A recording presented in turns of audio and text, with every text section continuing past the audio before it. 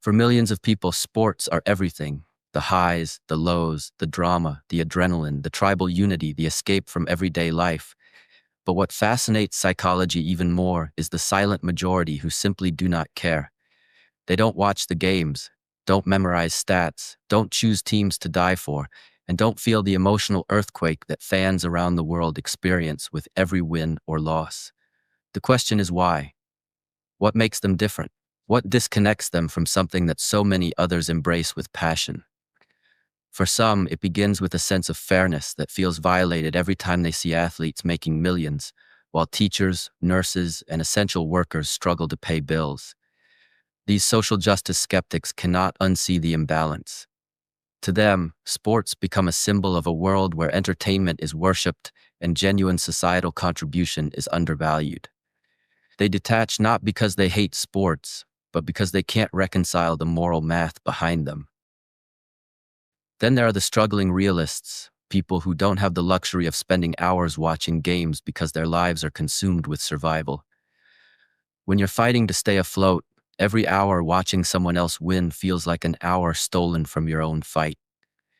They are dealing with unemployment, poverty, unstable futures, or constant stress, and the emotional roller coaster of a game feels irrelevant compared to the game of real life. Their distance from sports isn't apathy, it's necessity. The third group might surprise you, the active players.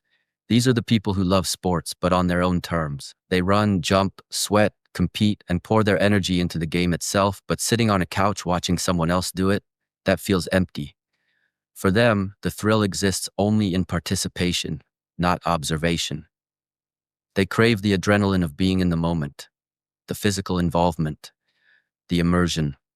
Watching sports feels passive, detached, and even boring compared to the rush of playing. And then there are the deep thinkers, the ones who don't obsess over sports because their minds are wired for other worlds. While millions are absorbed in matches, rivalries, and game day emotions, these individuals are absorbed in ideas, questions, philosophy, creativity, meaning, and intellectual exploration. Sports don't stimulate their curiosity. The scores feel empty, the drama predictable, and the emotional highs meaningless. They're not judging the fans, they're simply tuned to a different frequency, one that values depth over distraction, introspection over entertainment. And that brings us to the real question. Where do you stand? Are you a skeptic, a realist, an active player, or a thinker? The psychology behind those who don't obsess over sports is as complex as the reasons others fall in love with them. It's not just preference, it's identity, values, priorities, and lived experience. Some reject sports because they see injustice. Some because life has demanded too much from them. Some because they prefer participating over watching.